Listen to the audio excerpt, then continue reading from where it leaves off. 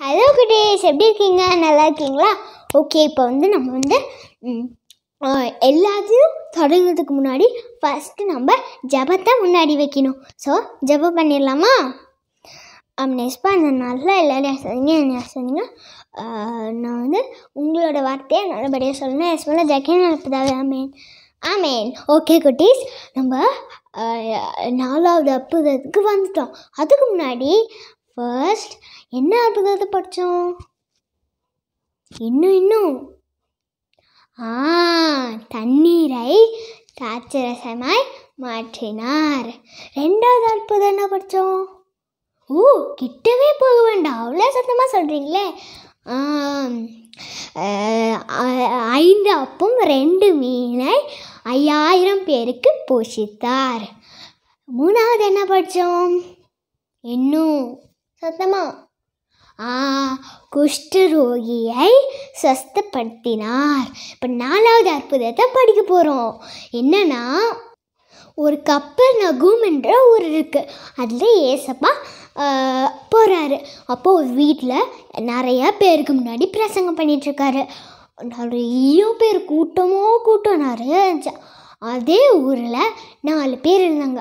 அவனோட ஃப்ரெண்டு ஒருத்தவர் இருக்கான். அவன் படுக்கையில் இருக்கான்.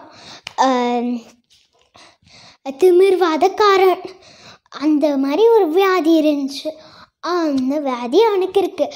அதனால் அந்த 4 பேரும் நினச்சாங்க, ஏசப்பா இங்கே வந்திருக்காரு, நம்ம எல்லாருமே கேள்விப்பட்டோம், அவர் எல்லாத்தையும் சுகம்படுத்துகிறாரு, அதனால் நம்ம ஃப்ரெண்டையும் சுகம்படுத்த வாய்ப்பு இருக்குல்ல அப்படின்னு சொன்னோன்னே, சரி அது பெட்டர் ஐடியான்னு அங்கே போனோம். ஒரே ரஷ்ஷு. என்ன பண்ணலான்னு யோசிச்சிட்டே இருந்து ஒரு ஐடியா ஒரு ஃப்ரெண்டுக்கு தோணுச்சு. என்னன்னா, எல்லா வீட்லேயும் கூரை இருக்கும்ல, எல்லா வீட்லேயும் அதே மாதிரி அங்கேயும் ஒரு வீட்டில் கூரை இருந்துச்சு.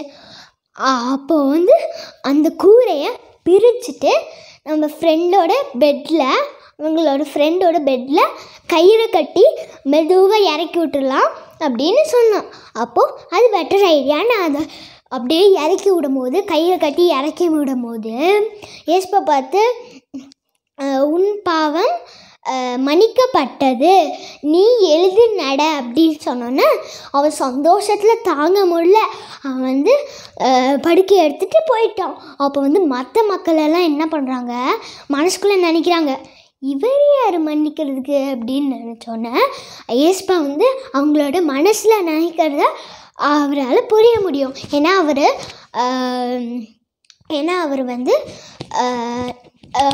பரிசுத்தமுள்ளவர் இல்லை. அதனால் அவர் புரிஞ்சுக்கிட்டு அவர் என்ன திரும்ப சொன்னார், நான் மற்றவங்கள மன்னிக்கிறதுக்காகத்தான் நான் வந்திருக்கேன் இந்த உலகத்திலேயே. அப்போ அந்த குஷ்டரோகி அந்த படுத்து சுகமாக ஆக்குனார்ல, அந்த மனுஷன் ஏசப்பாவை டெய்லி துடிச்சிட்டே இருக்கான். நம்மளும் துதிக்கலாமா? இப்போ க்ளோசிங் ப்ரே பண்ணி முடிச்சிடலாமா? ஏசப்பா இந்த நாளில் எல்லோரும் சொன்னீங்க, எல்லாரையும் பத்திரமா பார்த்துக்கோங்க. எஸ்மோல ஜக்கேன்னு நடத்துதாவே ஆமேன். பாய் பாய், காட் பிளஸ் யூ. இந்த வீடியோ உங்களுக்கு பிடிச்சிருந்தா லைக் பண்ணுங்கள், ஷேர் பண்ணுங்கள், சப்ஸ்கிரைப் பண்ணுங்கள். பாய்.